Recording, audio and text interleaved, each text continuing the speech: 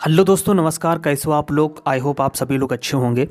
दोस्तों 30 दिसंबर को लेखपाल फाइनल रिजल्ट घोषित किया गया।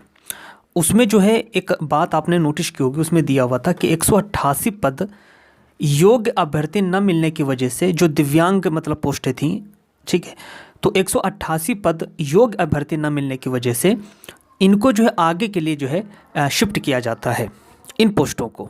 दरअसल वो जो 188 पद छोड़े गए हैं, खाली छोड़े गए, उनको भरा नहीं गया, उसी को लेकर जो है OH यानी कि अदर हैंडीकैप्ड कैंडिडेट प्रदर्शन कर रहे हैं, अपनी मांग कर रहे हैं कि ये पद रिक्त क्यों छोड़ दिए गए।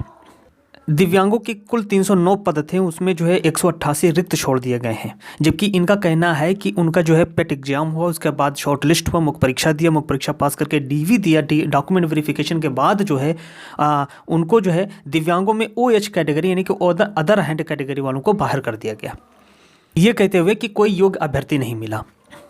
3 स्टेप क्लियर करने के बावजूद जो फाइनल सिलेक्शन नहीं होता है और ये कहा जाता है कि आप कुछ कर नहीं सकते हैं।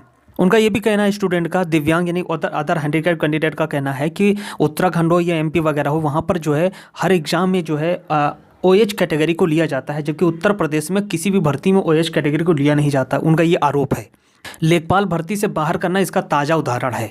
दोस्तों ये अभ्यर्थी जो हैं राजस्व परिषद से भी मिले हैं, राजस्व परिषद वहाँ जाके मिले हैं, तो और प्लस के जो है मुख्यमंत्री के सचिव, मुख्यमंत्री के जो वो जहाँ पर बैठते हैं वहाँ पर मिलने की कोशिश की, तो वहाँ पर मौजूद कोई अधिकारी थे, उन्होंने जो है सटीक जवाब नहीं दिया है, उनका ये कहना है। प्लस के ये भी कहा है, स्टूडेंट गए थे कि राजस्व परिषद मिलने गए थे, तो वहाँ कहा गया था अभी कुछ नहीं हो सकता, अब अगली बार ही कोई भर्ती में आपको जो है शामिल किया जाएगा, इसमें कुछ नहीं हो सकता, ऐसे कुछ आश्वासन दिए गए हैं।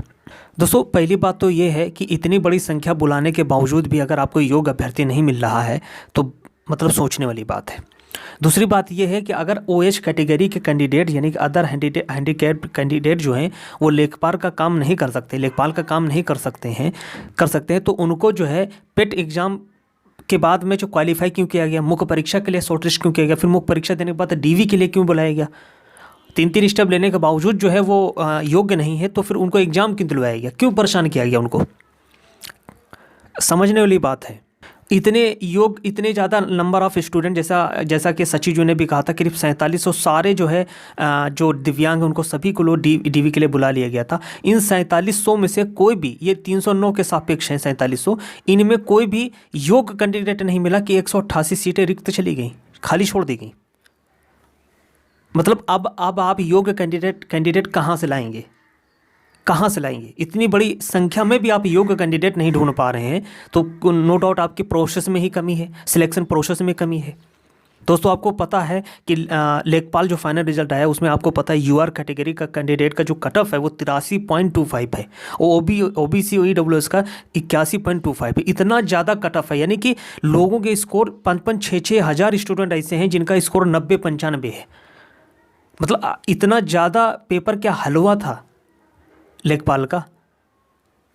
दोस्तों मेरे हिसाब से ये बिना चीटिंग और क्या नाम फर्जीवाड़ा के संभव हो ही नहीं सकता, इतना स्कोर होना, 5-5, 6-6 हज़ार स्टूडेंट का इतना स्कोर होना। तो दोस्तों ये एक तरीके से जो है दिव्यांगों में जो है OH कैटेगरी कैंडिडेटों के साथ में बहुत बड़ी मतलब जो है एक उनके साथ मतलब नाइंसाफ़ी है, ये धोखा है। उनको 3 स्टेप के लिए बुलाया जा रहा है, उसके बावजूद भी जो है 309 पोस्टों में 188 पोस्टें रिक्त कर दी जा रही हैं कि ये कहकर कि जो है योग्य कैंडिडेट नहीं है। कायदे से इस पर ध्यान देना चाहिए। वो 188 कैंडिडेट को जो है इन्हीं में से जो है सारे जितने स्टूडेंट को बुला के उनके योग्य कैंडिडेट उनको जो है जो भी आता हो उसको सिलेक्शन करना चाहिए। दोस्तों आयोगों को और शासन प्रशासन को जो है इस पर सोचना चाहिए, ये नाइंसाफ़ी है। 188 पोस्टें खाली छोड़ देना नाइंसाफ़ी है, जबकि इतनी भीड़ बुलाई गई थी, 4700 स्टूडेंट दिव्यांग स्टूडेंट को बुलाया गया, तो उसके बावजूद जो है 188 सीटें खाली छोड़ देना वाकई सोचने वाली बात है। दोस्तों इस वीडियो को शेयर करिए और आगे बढ़ाइए ताकि OH कैंडिडेट यानी कि दिव्यांग कैंडिडेटों की बात जो है शासन प्रशासन और आयोग तक पहुँचे और उनके साथ इंसाफ हो सके। नमस्कार दोस्तों।